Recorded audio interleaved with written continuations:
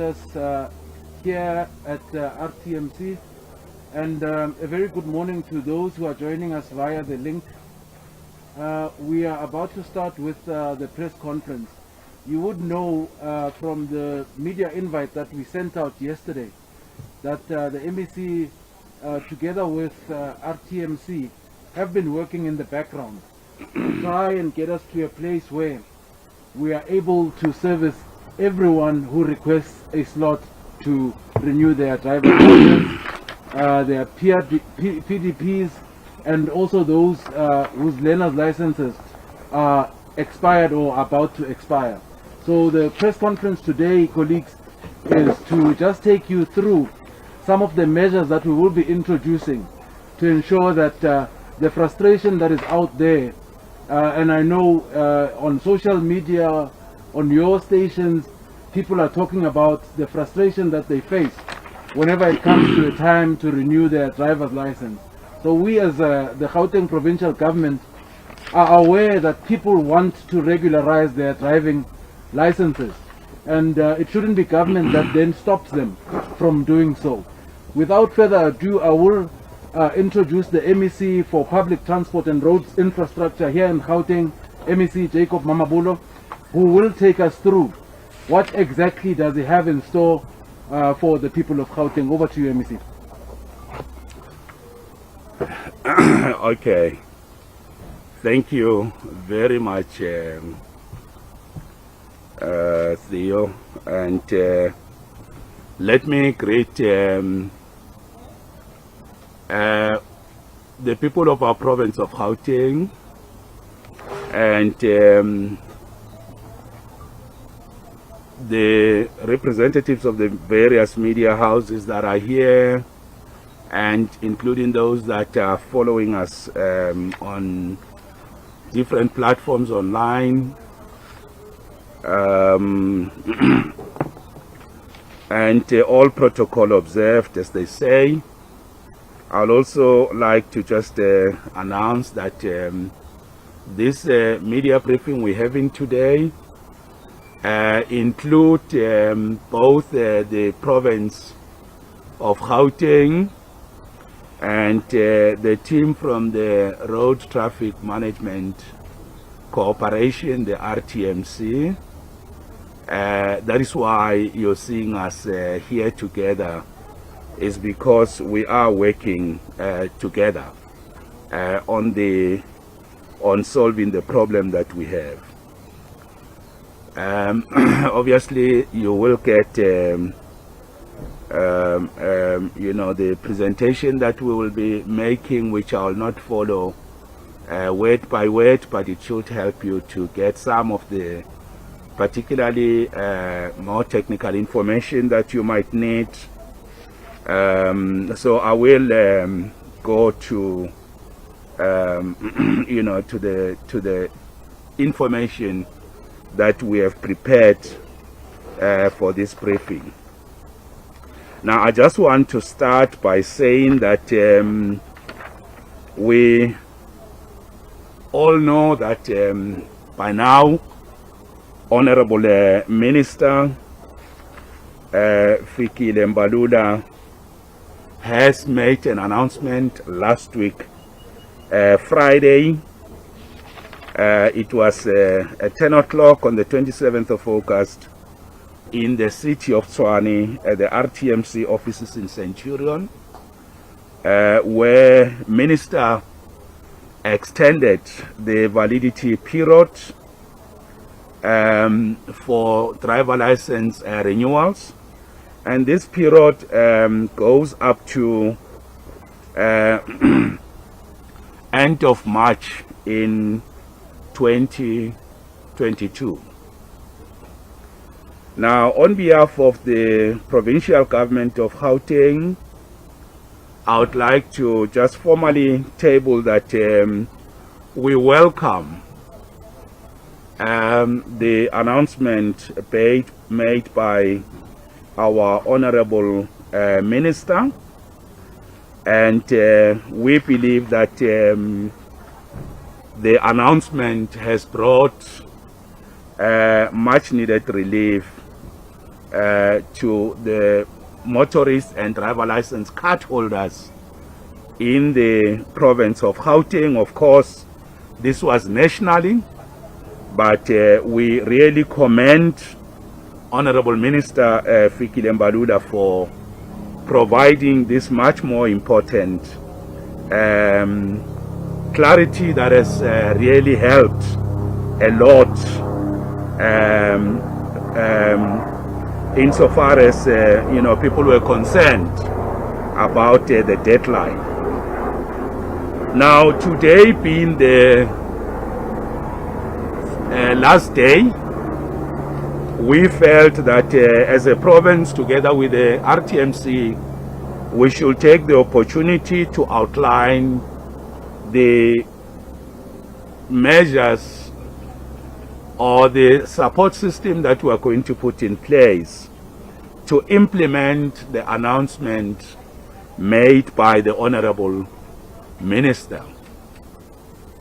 And that is why we felt today we should speak to the people of the province on how we are going to take forward the announcement made by the Minister, so that come next year, end of March, we would have cracked the backlogs that go with that relates to renewal of driver licenses.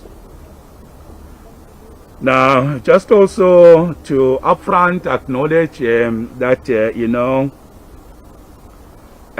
the people go through a very difficult experiences and frustrations when they are attempting to renew their driving licenses, and we also acknowledge that this has been going on for some time, and also that whilst the system itself was not working optimally, was not efficient, was certainly not effective, but COVID-19 has made it even much more worse, making the experiences of the people much more devastating with respect to daily experiences.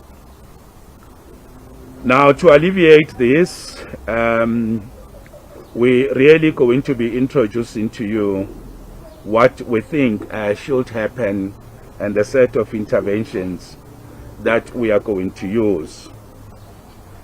Now, what are the measures that we are going to put in place to support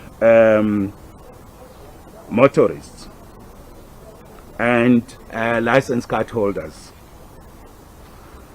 Now, very firstly is that today I want to formally table and announce to the people of the province that we are launching a campaign that we call Request a Slot campaign.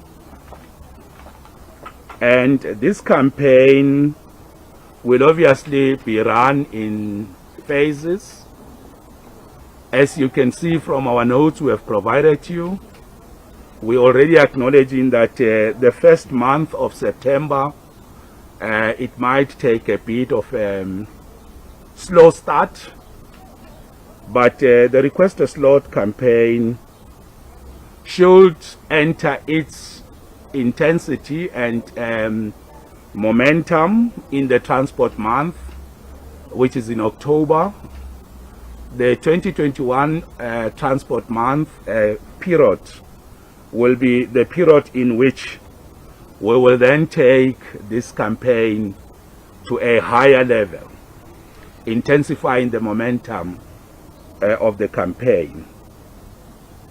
We will, towards the end of this year, make sure that we further intensify the momentum, and going into the festive period, we will also be hard at work to make sure that the Request a Slot campaign go to even much more higher level.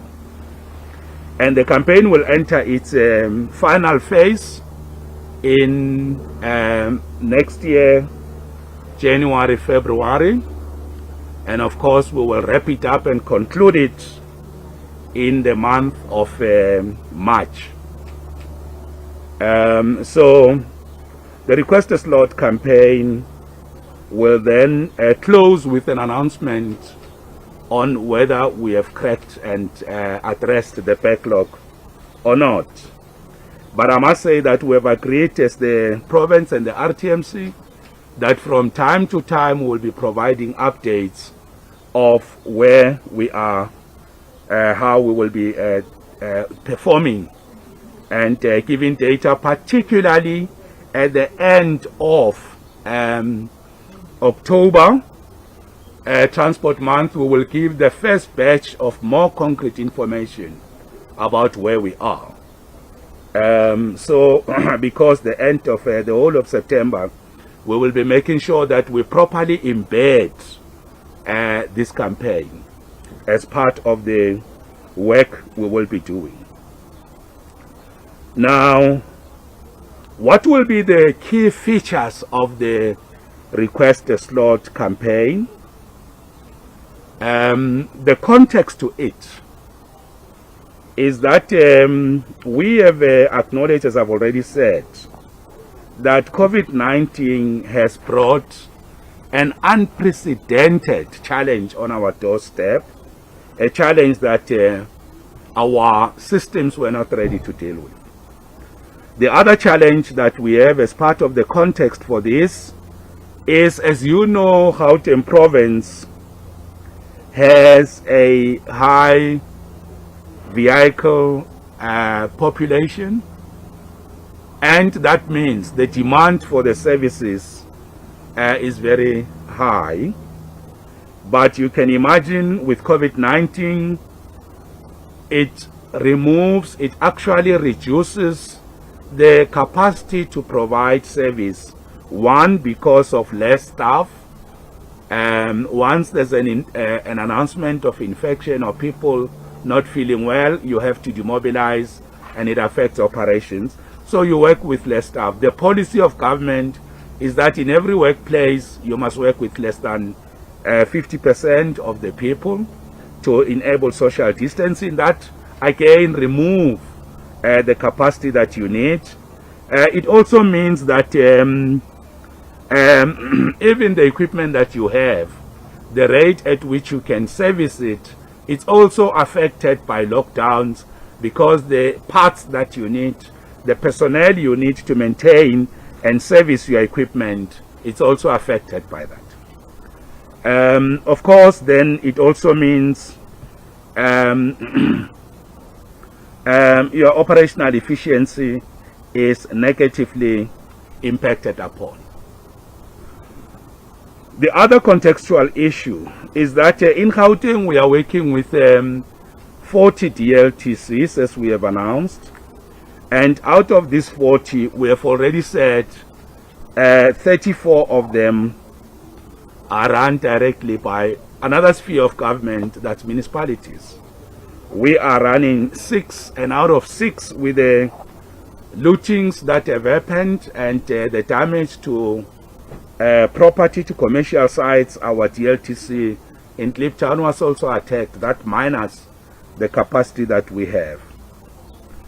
So 40 DLTCs are not enough to service a huge demand and a fast-growing population, including those on our neighboring province that look to this province for many services, not only DLTCs.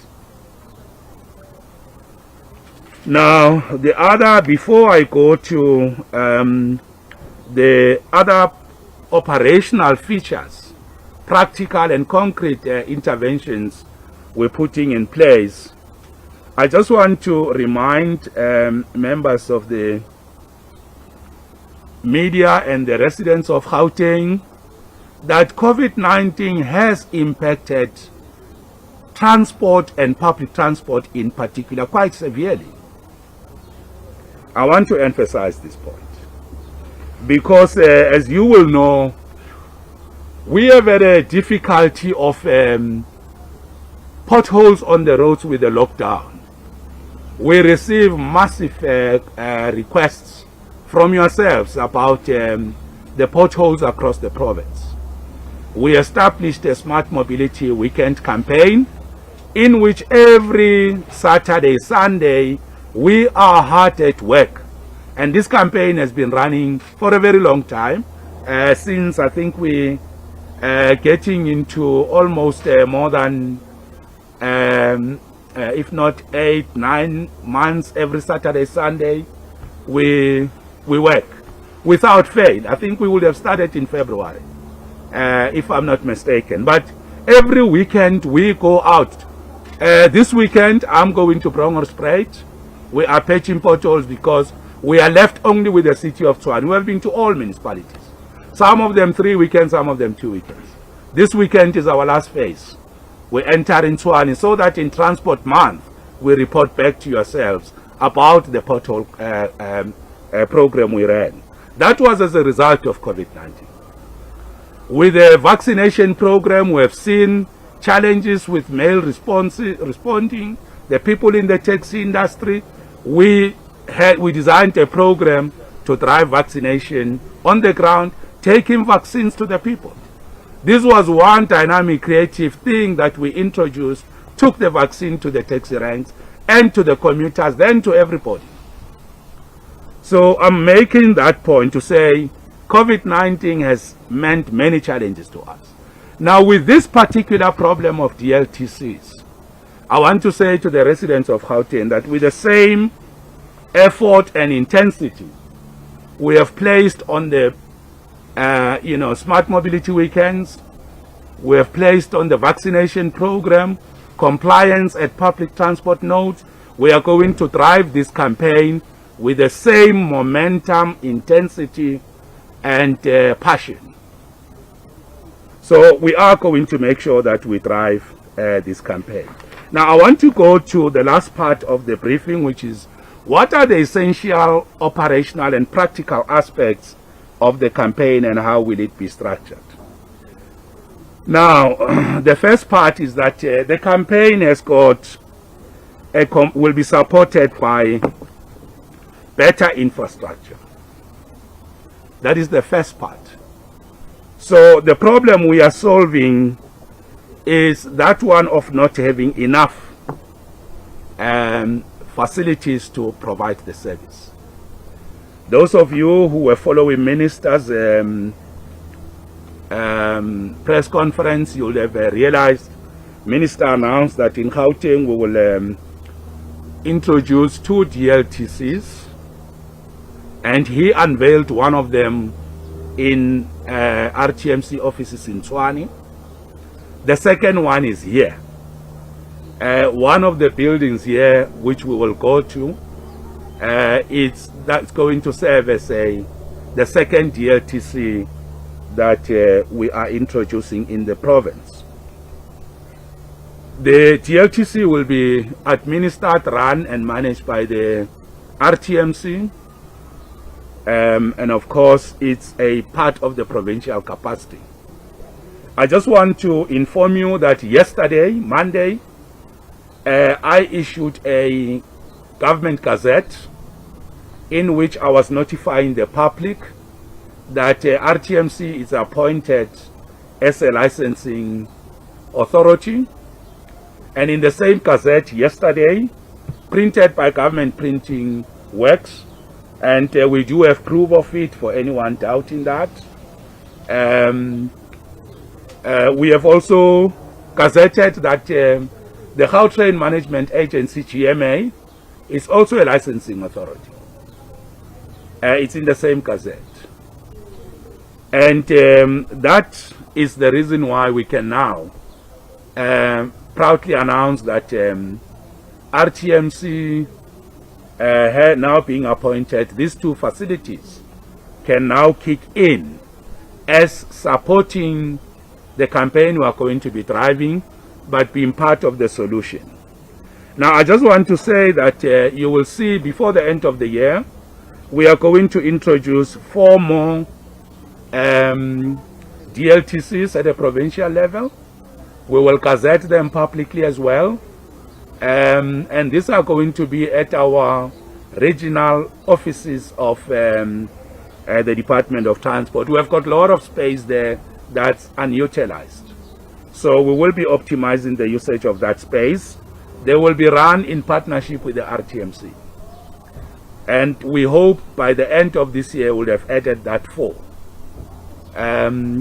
Gautrain now being appointed as a licensing authority, we will also announce the addresses of the GMA kiosks that will be located at their stations. Gautrain has a transport node, is part of the department, and many motorists park their cars, take the train. So the people that we need to renew driver licenses, most of them pass through the Gautrain intermodal facilities. And we have gazetted them yesterday. They are also working on setting up the kiosks. So throughout this year, 2021, as we go to the festive period, we will be expanding this capacity with 4 stations at Gautrain, 4 more offices, plus the 2 that I have introduced. So it means by the end of the year, we would have added additional 10 more facilities, and therefore we should be able to augment the capacity that we have. You will see from the information prepared that the center will operate, these centers will operate 7 days a week. And the operating times will be from 7 to 9 p.m. They will work on a 2-shift system, and it will close at 9 p.m. That is the 2 in here, and the 1 in Echo Park. Yes, that's the exact place. I must say that the preparations, the support, the HR aspects of that have been sorted. The RTMC has already trained people because we were preparing for this since I announced measures in November on the 15th, 2020. We've been working on these solutions. So the capacity and the total number is there of examiners 37. And of course, as and when we need to add more, this will be added. But you can see the human resource capacity we are bringing. Those of you who followed, and I'll speak to the technology and the capabilities that will be there. So that is the first part, to augment the total number of DLTCs that we're going to have. The second part of the campaign will be on the 80% factor, what good people will call the elephant in the room. The online booking system itself. How are we going to help people deal with this challenge? Now you will see from the notes that have been prepared that we have created platforms to support the Request a Slot campaign, in which people will now be able to request a slot. And let me explain, ladies and gentlemen, that the context to the platforms we are creating, which I'll speak to each one of them now. The creation of this platform came from our experience since January 2021 to July 2021. In the total number of people who have serviced, we have processed 500,000 driver license applications according to the information provided to us by RTMC as a province. In that, we have 130,000 people that were allocated slots, and they did not honor their slots. 130,000. It's not a small number. Let me take this opportunity to comment and to thank the 500,000 people that honored their slots. Because you can imagine, if they didn't honor their slots, they will be, the problem will be much more difficult, will be much more bigger. And they have played their part, they have helped us. And we really want to commend and thank them for really proving to us beyond any doubt that it is only through partnership, government creating slots, people taking up, honoring the slots, will be able to deal with this matter. The next province that came after us, and people could say, but we're not comparing the same data. Obviously, provinces have got their dynamics. In the 500,000 we did, the next province that came after us did only 220,000. Now, let me also just clarify, this is this year, 6 months, we were able to process 500,000. What are we comparing this to? In 2020, July to December 2020, we only processed 280,000, 6 months. Now, with the measures I introduced in November, that came into place in January, we were able to do 500,000. Before that, we were only able to do almost half of that. And with last year, July to December, the next province that came closer to us did only 87,000. So we really want to thank, and that's why this information is very much important, because the Request a Slot campaign is going to depend on a partnership with the people. We were giving people slots. Many respected and took them up. Others, of course, didn't take them up for reasons that we understand. We will not obviously go into blame game. Why didn't you take your slot and all that? That is not going to help us. We want a partnership. We want to work together. We want to support the people, including those who didn't take up their slots. That is why we are now saying to the people, request a slot. Request a slot is very much important, because instead of us just giving a person a slot, we are now asking people to request. Because when you request, we have every reason to believe that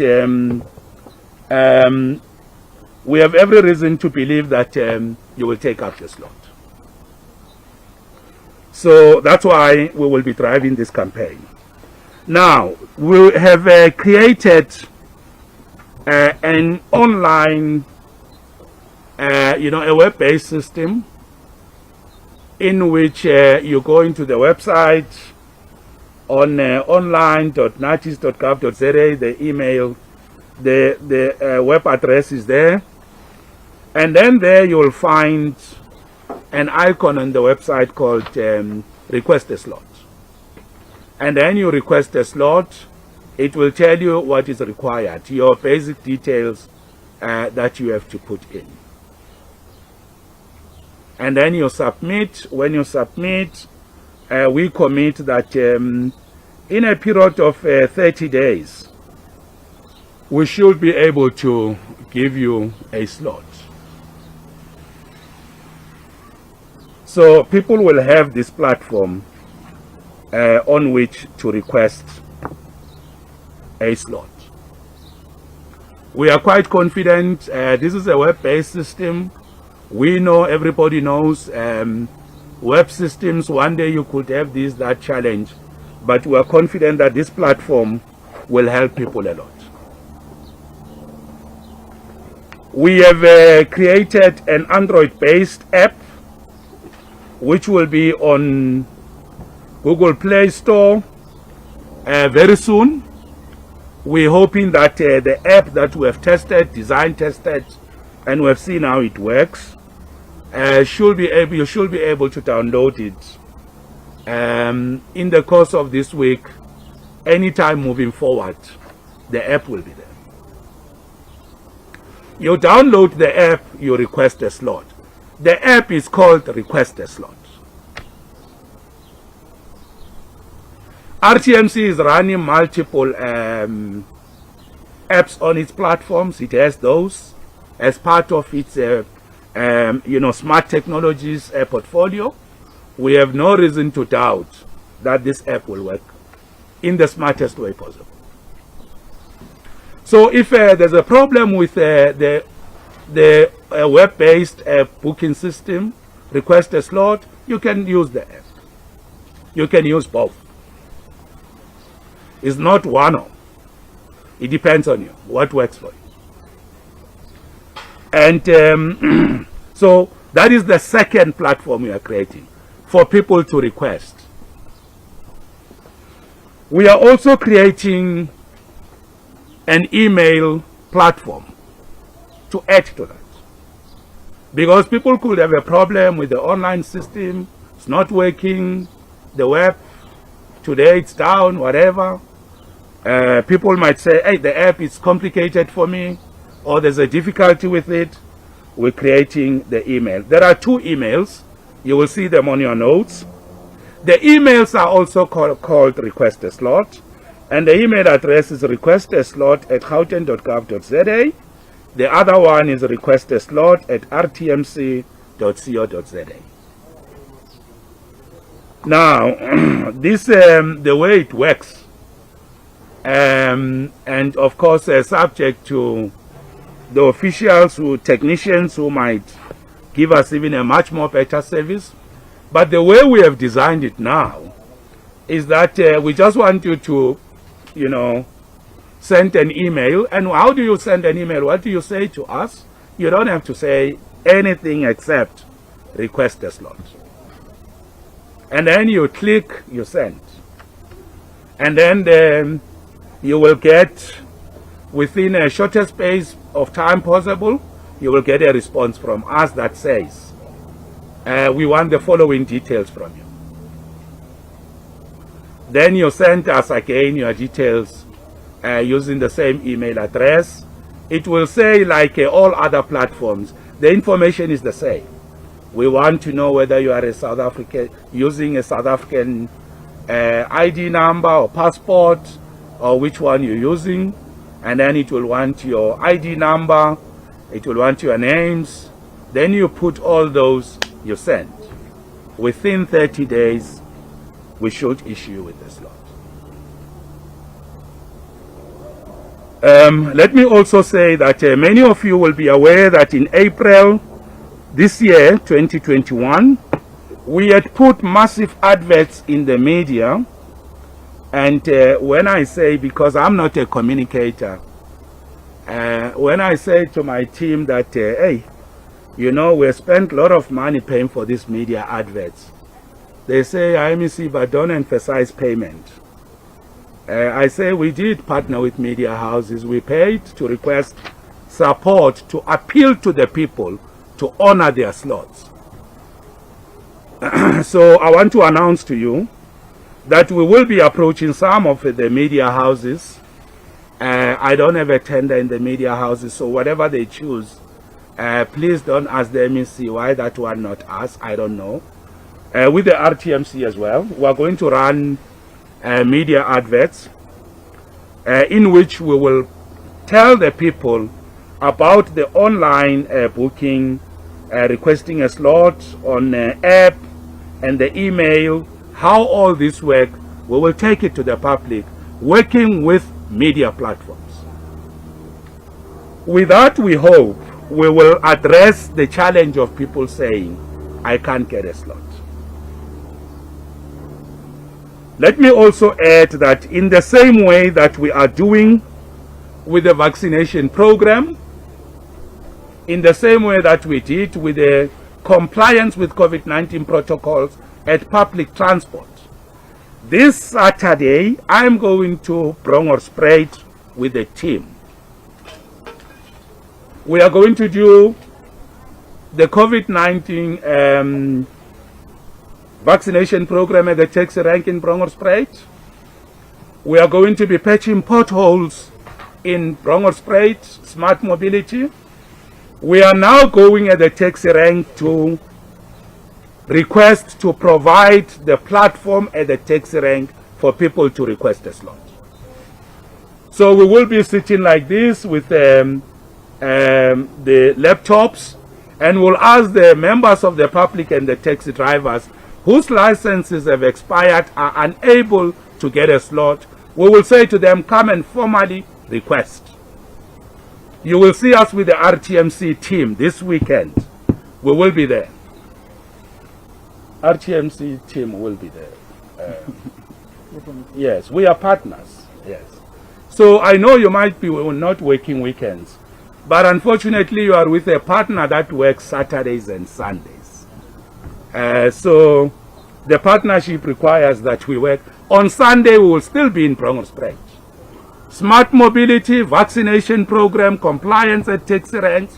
Now request a slot campaign, where we will say to people, if you need a slot, go there, we register you on one of the platforms, and then in 30 days, right on the spot, you'll get, once you have provided your details, you'll get an acknowledgement of receipt, and then of course you respond, but you'll be able to show that I've requested a slot. There will be something on your system that says, I have requested a slot, I'm still waiting for 30 days. Am I right? Okay. They have confirmed that point that I'm making. So we are not going to wait for people to come. We are going to go to the people. Most importantly, the taxi ranks, because we have seen with the vaccination program, the spin-offs of going there. Very powerful program. So we will not be sitting waiting. We will be going to even allocate, we will go to malls, we'll go to all popular places to say request a slot. So that campaign is starting this weekend. I just want to conclude by saying that we are appealing to the people. That we know once you have taken an effort to request, we definitely are hopeful that you will honor the slot. But let me emphasize, it takes a partnership to work together. It takes a partnership to work properly. There are people who say in good English that it takes to do something. So with that, I want to say to you, if there's any matter that we have left out, definitely it will be dealt with. So we are appealing to the people not to wait for the last minute, 31st March, but we'll be working with them, and we'll be telling you every month almost, or even twice a month, what numbers we have done. Don't request how much we have done. We will bring it to your doorstep, media. We are bringing things to slots. We will say to you before you ask us, we have done so much numbers. And of course, the other point is that we will also brief you about, we have to look at the people of April. Those people starting in April 2020. May, June. We have to start right there and make sure that we address that. And without, the team knows, I haven't,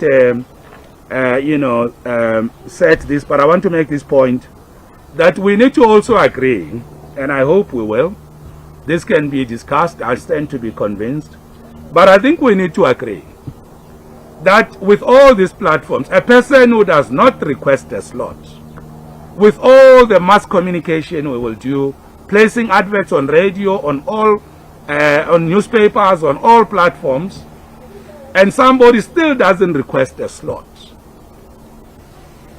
or we allocate them a slot, they don't take up a slot, they don't honor the slot, and we can prove we have done that. Is that person still part of the backlog? I will contest that. I will definitely challenge that. I will not agree with that. Let me say it today now. Today is the 31st. I'll tell you on the 30th, in whatever period in March next year, that I told you on the, so ask me today. I will tell you next year that a person who did not request a slot, a person who did not honor the appointment they requested and we gave them, can be defined as part of the backlog.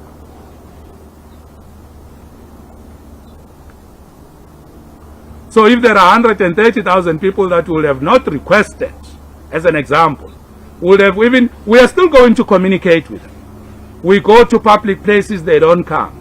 And then at the end of the month, they say, at the end of March, backlog.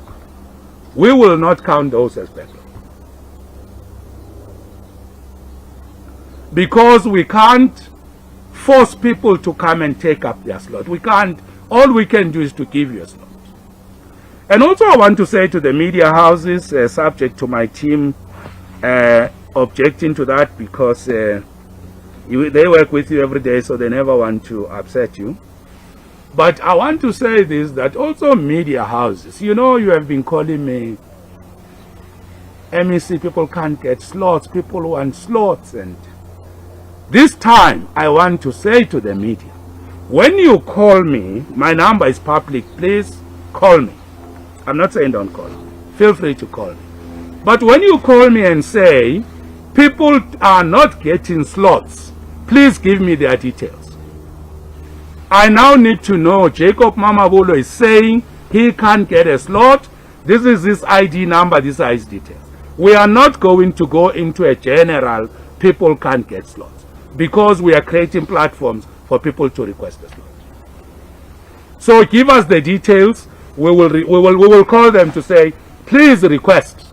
You can also help us to say, but there are platforms, have you exhausted all of them? These platforms are not one after the other. You can use all of them. We're just saying they're complementing each other, because this one might have challenges here and there. They complement and work together. Let me end here. Oh, thank you so much, colleagues. It is the time now for me to open the floor to colleagues to then ask questions and seek clarity on some of the matters that the MEC has mentioned. I see, Tumalo, you are eager to ask questions, and Khumulemo as well. I will just ask that you just introduce yourself, and then you can fire your question. Let me start with you, Tumalo. Very much. Firstly, your briefing today has mentioned that SNAP has failed completely. And secondly, when you talked about the challenges internally, how are you planning to run campaigns where people send very delicate information when there's still the issue of corruption that you touched on very briefly in the beginning, where people are doling out licenses fraudulently, get money, undermining the system as a whole. What is the plan there? And do you have the political will in-house for people to blow whistles, and will whistleblowers be protected? Thank you, sir. Thanks, Tumalo. I'm going to come to you. That there is a backlog. Can we have the latest numbers of people who still need to renew their license currently? You announced that you are going to embark on a request to slot campaign. What are your targets per month to your savings per month to ensure that you meet the 15-month deadline? Target. And then, Mr. Biel? Raymond from Network 24 and Biel. I want to know the request to slot. Does it mean when you request to slot that you can give a date and time that you can go? Is it the same as all the date is given if you go in and you go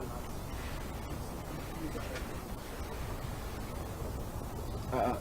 You are asking whether when you request, you're going to get a date. Does the department give a date, or can you say, listen, I can commit to go on that? Oh, okay. Okay, thanks.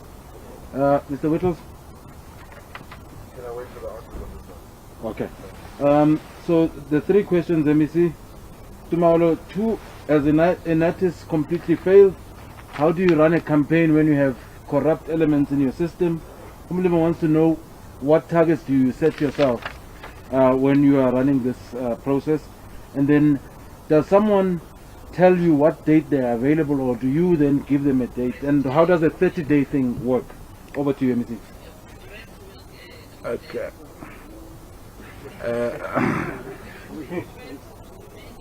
Okay. Apologies. And to colleagues who are online, you can send your questions to Melita Madiba. She is on WhatsApp. You can send it via WhatsApp. She's on 07. Oh, hang on.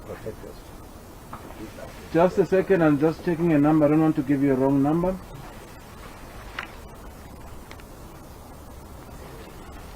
So Melita is on 073 644 9935. That's 073 644 9935. So if you have questions, please send them to Melita. And apologies for the break in transmission earlier. We had problems here, but I'm told that we are now sorted.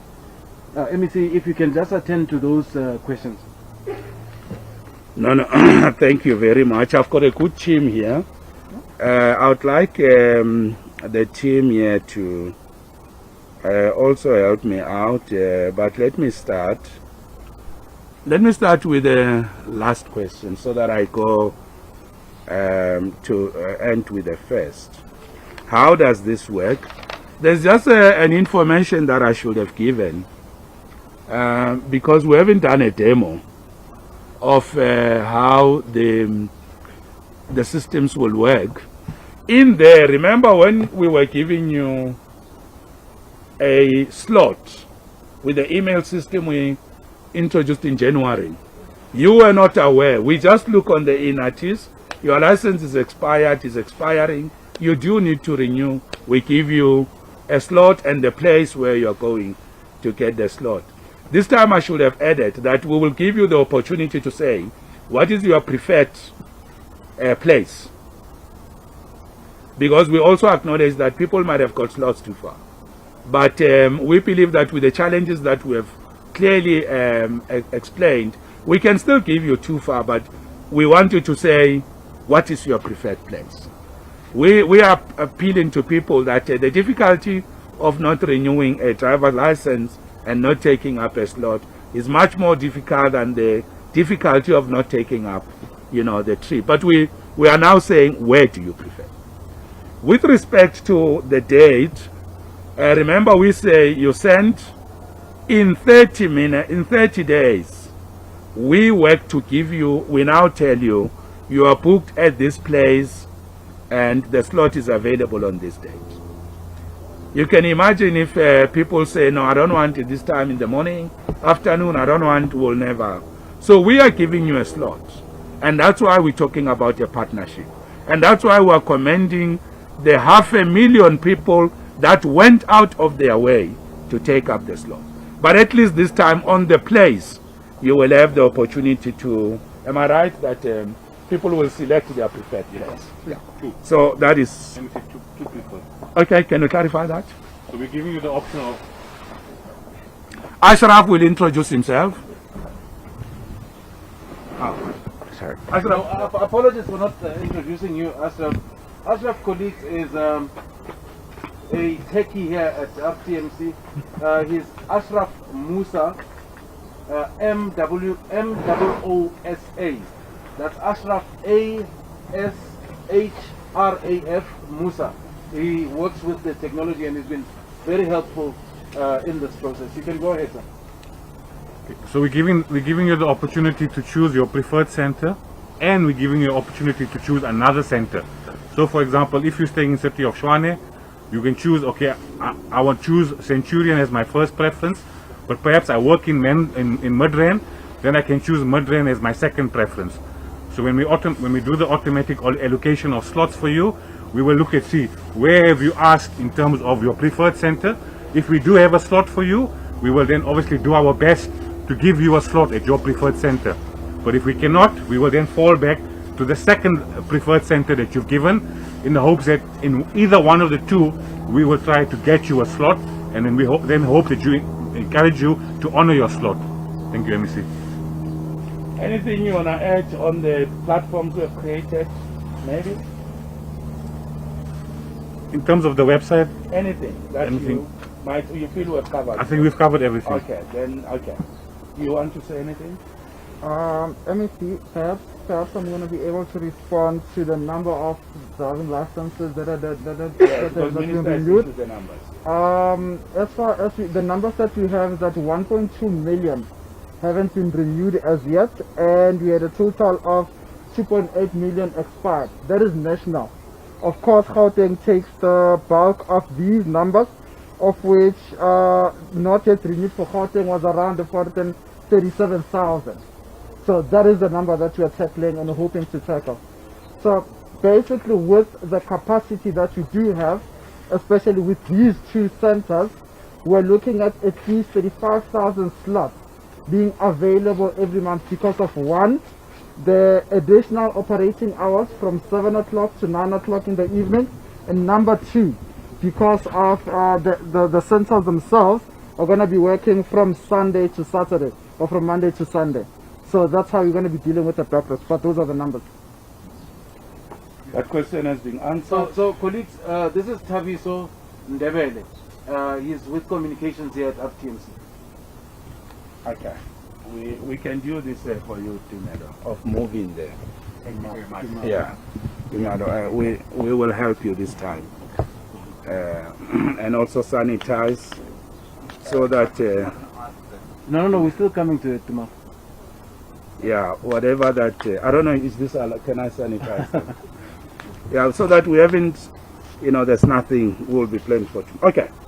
Now, there were two questions, so that one has been answered. I want to answer the first question that was asked about are we accepting in-artists has failed.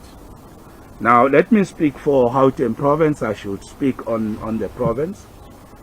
If we say we have issued 500,000, 500,000 in 6 months, the 6 months preceding that, we have issued 280,000 slots processed. What it tells me is we have a system that is not working the way it should work. But I think we shouldn't completely write off. This is not what we mean now. The system is helping the residents of Gauteng, but it is not helping them in the most efficient and effective manner. Because otherwise, this 280,000 last year 6 months, this year 6 months, ending in July, they could be part of the numbers that have been announced. So the system is working, but is not working at the right level of efficiency. And that is why we have announced measures to improve it. The issue about corruption relating to information, the information that we are asking for, and subject to RTMC correcting me, because we learn every day, and we shouldn't be ashamed to be corrected. As far as I understand it, the information that we are asking for is basically information that is supposed to be there on the in-artists. For example, we have gone out on public to ask people to update their telephone numbers and email addresses with RTMC. So we ask you, you are using a South African identification system, your name, surname, or initials, ID number, and then email address, contact number, and then we ask you your preferred place. I don't think this information to the RTMC is anything that's not on your system. It also helps you to renew and update your information. So the main variable there really is communication with you. That is why RTMC is saying we don't even have to really be scanning, because the data is there. But we also want people to update their information. So I'm saying from a security point of view, it's information that I do not think should cause any issues, challenges. So the issue of corruption, we did announce that we were going to appoint a forensic investigation capacity to look at the allegations of corruption pertaining to our officials working with syndicates to manipulate the e-notice system, booking of slot, trading and selling them. Those allegations are currently being investigated. We have appointed a reputable, and I'm saying reputable because they are the ones who demonstrated capacity to do this investigation. We have appointed a forensic company. It took us long to go through that process, but finally, a company called Lekwa Consult Forensic Investigations is helping us to investigate allegations of corruption. And we went through a proper, tight, supply chain process because we don't want to be investigating allegations of corruption and the awarding of the company itself is muddied in allegations of corruption. It will really defeat the task that we're doing. This is Mama Bolo's company, whatever. That will be damaging to the work we're trying to do. But it is appointed there, and by mentioning their name, I'm not promoting them. I'm just being transparent and open with you. You can check them, you can talk to them, but we have appointed them to do this work. We trust they will help us get to the bottom of corruption. And we are investigating all 40 DLTCs, whether they are province or municipalities, because the municipalities, DLTCs, were appointed by the province. So we will investigate all of them. Any municipality that does not act on the allegations of corruption, we will follow government protocols on cooperative governance to deal with that matter. But one of the options we might consider, and of course in consultation with MAC of COCTA, is to check if we should still entrust that municipality with a GLTC, if there's clear evidence and they are not doing anything about it. We as a province will also have to act on the allegations that come, and we're not waiting for them to finish, release a report, and no. As and when they detect and come up evidence, they focus on it, they give us results, so that we act on it and announce that, 2 people have been found doing this, and this is the action being taken. So this was never done before. It's an investigation first of its kind to deal with the network syndicates and allegations of corruption. I hope I have tried to answer all the questions. If there are still any, you gave Melita's number. I can take more. You didn't ask me to give my number as well, in case Melita is unable to answer. We see we are giving multiple platforms for people. If this one is not working, they take this one. Even with numbers, mine is also a public number. They can call me. Those who don't have, I can give them. Let me start with Tumalo. He's got a burning question, and then I'm gonna come to Penwell. You covered, and then Govan will then conclude. Tomorrow coming from News from Africa again.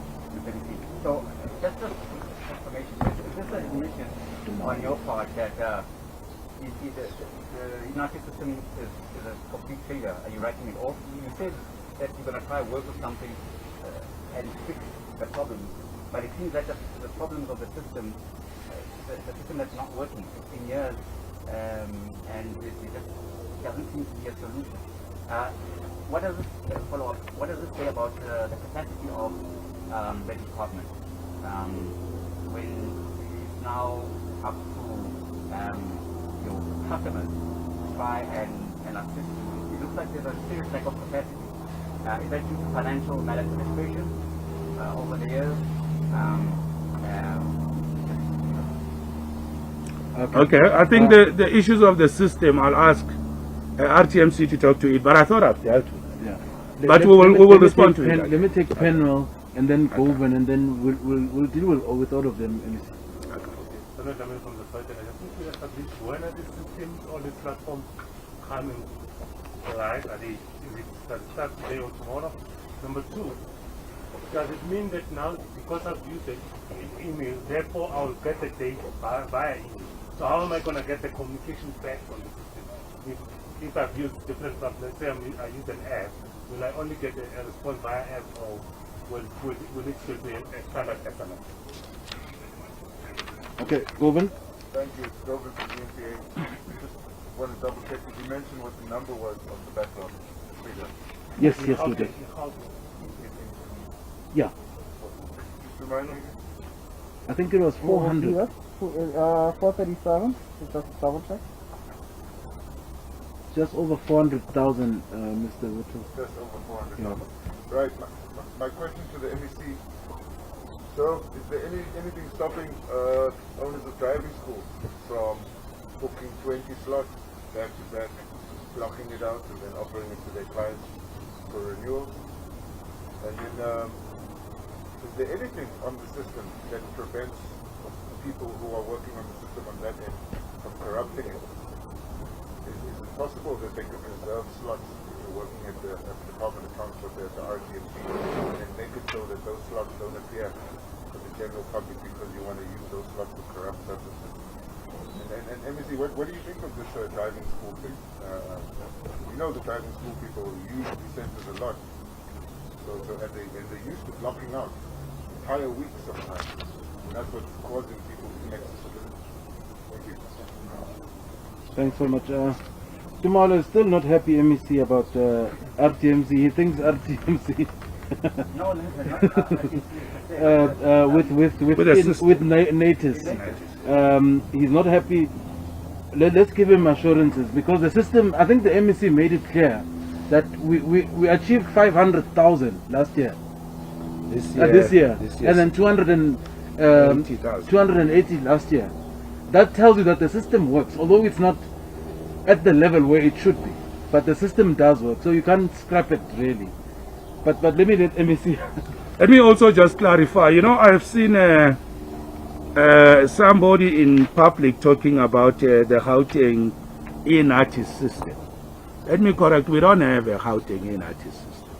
The e-notice system, Tumaule, is one run by RTMC for all provinces. The online booking system was only introduced in Gauteng, and it's implemented in Gauteng. We fully support it. We will come, I'll ask them to talk to e-notice. The online booking system in the past, before I was here, I normally give this example of 100 people. 100 people will go to a TLTC. We can only serve 50. Then a security cuts in the middle and say home. People go back home. Tomorrow the same people come back. They queue, he cut there. There's no record of who was here yesterday. There's no. Then you go back. You can spend the whole month traveling there, not getting a slot. With COVID-19, with the population in Gauteng and with the backlogs, we could have had a stampede in our facilities. It would have caused big problems on the COVID-19 rate of infections. We would have been a super spreader. The challenge we have is the system can only issue slots that we can service. We can't say we're going to issue 100 slots. When we know the machine for eye test, for fingerprint, for scanning, those machines where you put your, they test your eyes there. Those machines are an 80% of what happens in it here. Without them, we can't service you. If out of, like in Amanskral, where they could be using 8, they are only using 3. But in Kagiso, they could be using 6, they are using 1. Sometimes that 1 is not available. Why will you issue 100 slots when you know you can only service 50? That is why here, those who will still have time to go with us, or those who were there with Minister when he demonstrated you will see we are going to use the online verification system connected to Home Affairs. Because we are trying to phase out those machines in this province. Those machines are old technology, they are not serviceable, renewing them is difficult. You will see in the statement of the minister, we're saying we are going to also work with stakeholders, optometrists, to give us certificates for eye tests. So that we also, that technology, if we were to still use as almost a similar model, it should be the one that will be available, easy to service, to maintain, and it will always be working. so that Hammanskraal can always work with 8 slots, not 2. So the system can issue any number of slots. I was telling people that with the SMS system, RTMC, they can talk for themselves. They have capacity to issue SMSs to every license holder in South Africa. We can issue slots to everybody. Do we have capacity in the front office to service them? Because then those people must go back home. So the issue here is the number of slots you can issue is not determined by the e-notice system as such. It is determined by how many. Why will you issue many slots when you have closed your DLTC due to COVID? Why will you issue slots when half of your staff is not at work? You still issue 100. Machines are not working. So the point I'm making is the e-notice system is one variable. We seem to be working on an assumption that everything is e-notice. There's machinery and equipment that is not even run by RTMC. So the point I'm trying to make is, for me, they will clarify the e-notice system. I was just trying to explain to you the complexity of the task at hand. And that's why we will show you inside the new technological system we're introducing. But I want you to talk about e-notice because we as a province, we can't talk about e-notice. Answer the question. So we're still answering. Yes. The custodian of e-notice is here.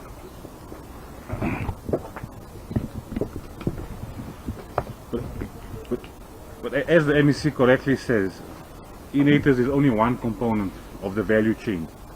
It's a distributed system. It's housed here in Waterfall in terms of our data center. We are a national key point. What makes us a national key point is the data that we house. Obviously, this system is national. We've got over 4,000 endpoints of users. That's besides all the other interfaces in terms of the South African Police Service, the motor manufacturers, your financial institutions, your insurance companies, all interfacing with NATIS. In fact, we should rather use the term NATIS instead of e-NATIS, because e-NATIS was the branding that was done in 2007. The legislation actually talks of NATIS, which is your National Traffic Information System. Again, as we point out, the issues that we are facing, not just in Gauteng, nationally, is of an operational layer. COVID has introduced factors, as well as without COVID, the demand and the supply of the centers cannot cope. So obviously, as the interventions that the Gauteng government is doing, as well as other provinces, is to try and alleviate the operational issues. Like we say, we can so know in certain provinces as we speak, people camp out the DLTC from 5 o'clock in the morning. There could be 100 of them camping, 150. Come 8 o'clock, only a select few are then selected, the rest are sent home.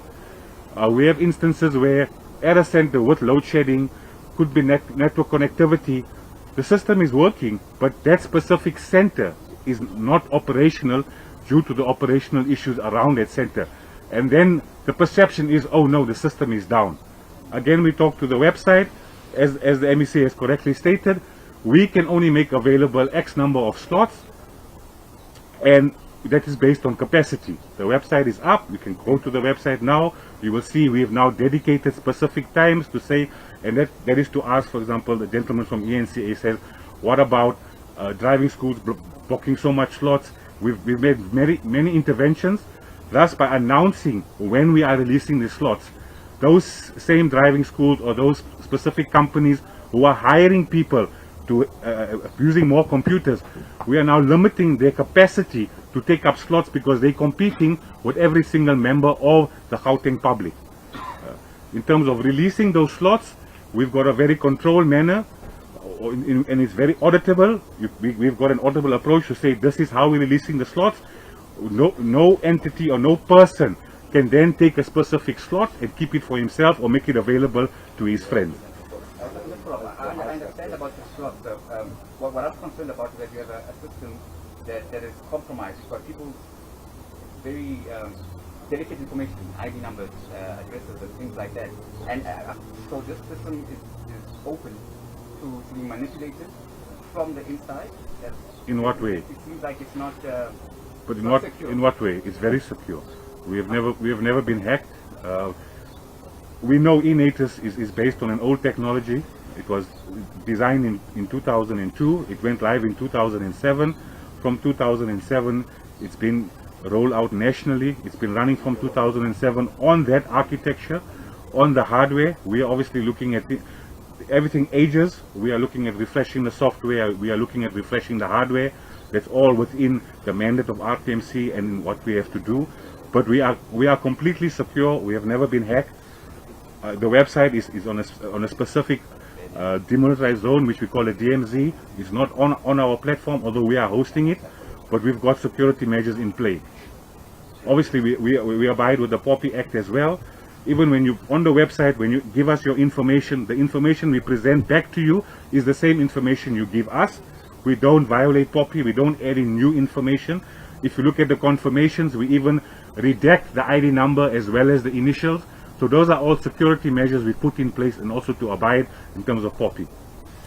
Yeah, can I just ask? Let me ask, colleagues, sorry, MEC. Let me ask that instead of having running debate, we will avail the panelists after the press conference is concluded. Otherwise, then we might end up finishing at 12. Let me ask that those who have burning questions, follow-ups, let's just wait until we are done here.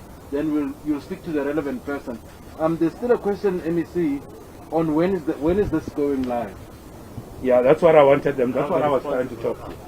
That I think answer that. So the functionality and how it's gonna the SMS, the question by payment. So the functionality of request a slot is on the online platform. You can go now. In fact, when we just checked it yesterday after we released it, I think within an hour, without us informing the public, people were looking at the website. We had over 100 people who registered looking for a slot. That is available. The mobile app, obviously, we're just doing final testing, and then obviously we then submit it to the relevant Play Store. We wait for their approval. So we're hoping that by end of this week, that should be finalized. The emails are available. You can then email, you can then already use the email platform. So all those channels are available. The only delay, obviously, is the mobile app, but that will come later this week or early next week, depending on when we get the approval from the Play Store. And the question of whether if I send via email, do I get my response via email or do you send me somewhere else? So when you're on SMS. So when you're on the website, for example, we're asking you to enter your email and your cell phone. We then email you and send you a SMS. So we're using both platforms. We're forcing both platforms because we know technology. The SMS might get lost. The cell phone tower could have a problem. You might not get that SMS at all, or there could be an issue with the email server on your side. It might bounce. It might get lost. So we're using both platforms. We send you an acknowledgement in an email. It's a PDF with the information you supplied. We're putting it back on that information, and we give you a specific reference number, which is your number in the queue. We also send you an SMS with the same information, and obviously we then tell you that we acknowledge that you are looking for a slot. Your preferred center could be Langlaagte, and your second option could be Boksburg or could be Roodepoort. So that is the information we send you on the website as well as from the mobile platform. We already discussed what happens when we send an email on the email address. We will then send you a response back requesting specific information. When you then type in that information and send us back that email, we will then email you back a further response with that information you supplied, acknowledge that we've received your request of a slot. Okay, can I answer other questions? There's the issue of driving schools and hogging. Yeah, I'm coming to that. Partially answered, and then you can just there's more questions around the driving schools and how we're dealing with them. Yeah, let me talk to this very important issue. But then I must be very careful what I say because I'm not a technical expert on IT, but I am also having the same concern because remember, when you try to solve problem X, you could also, there could be challenges. Because I said to the team yesterday, and I want to raise it here, I said given the how entrenched the corrupt practices are, I even said this thing of corruption in the DLTC has become a mini economy of itself. It's a very powerful, organized syndicate and network that we are trying to crack. It's not a small thing. That's why we needed high expertise, forensic capacity to investigate this and tell us what's going on. So we know that we are confronting one of the most difficult issues. And I was saying to the team, as we are introducing these measures, those who are making money from this are not going to bed to sleep and say there are new measures.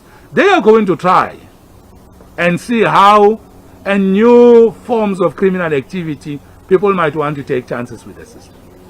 So I want to, and the team here might say, but MEC, you putting doubt into the system. I want to say to you, I am very clear in my mind that we could have opportunists, and we will definitely have, who are going to try their luck on the system. And the examples you have given, I think those are things that with the capacity of the system, the expertise that we have, we will be able to push them back. Remember, you can't multiple book because there's one ID. So with identification, with the online verification system at Home Affairs that is used by banks, it will still come to you. If that system by Home Affairs can be used to give people money, it tells you the online verification system is trusted. So even if you try to crack the system, I mean, we are saying now, you know, let me give you another example. We are asking people to request a slot by email. We can have people just sending thousands and just employing people to crack the system with many emails. We could even have people, by the way, just going into the email to write things that have got nothing to do with request a slot. There's a phrase by the Chinese that, you know, when you want fresh air and you open a window to get fresh air, you must be ready that mosquitoes will also come in. So I don't want to deny this risk, that we are dealing with highly organized, sophisticated criminal networks that have been benefiting on this arrangement for many years. I can tell you some of the measures that we are introducing now, we went back and forth with officials with massive levels of resistance. I've seen that. Some of the solutions we thought we could bring in earlier and are only coming now were a product of a big fight to turn around this thing. So I think the point you have raised, I really want to agree with you. We must be on the alert. And I like this thing that the e-notice system is considered a national key point and the security levels are in place. But I think he still has a point. That is why we are also creating because we don't know which one they are going to attack. That's why we're creating multiple platforms. People shouldn't use one, try the other. So on that one, you are absolutely. I'm happy that the online booking system has already taken about 150. That was last night. 100 and? It was 113 last night. 113 requests, yes. Okay. See, that tells you, because I announced it at one media platform early in the morning yesterday. I won't mention which one. On the driving schools, which is my last point. You know, driving schools are an important player in the space. When I was appointed as MEC Covenant, very briefly, I met with the driving schools in Gauteng. They approached me, and we met with them also this year. No, it was last year, towards the end of the year. You know, the driving schools are raising an important issue. They are saying our officials are competing with them in business, because our officials are setting fake driving schools that they service, you buy these things off the shelf. The people, they were saying, people are saying to them, it is a waste of time to go to a driving school because you can buy the service off the shelf. And they were feeling that they need protection for their businesses. So we have entered into an agreement with them. I know where they are. They may not be happy that we have not done what we said we were going to do. And I'll tell you what is it. We have agreed with them. And they've agreed. They welcome this. That we need to register them, create a database of driving schools, vet and check them. And we've already partnered with CSIR on that assignment. We are going to register driving schools in this province.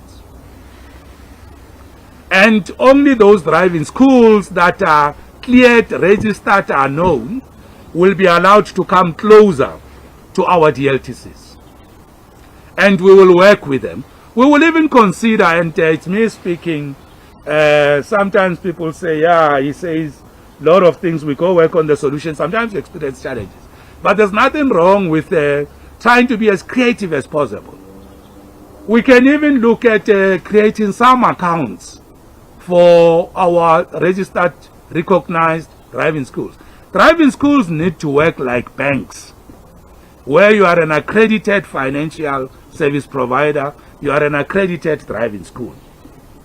We are partnering with AMSCO together with CSIR.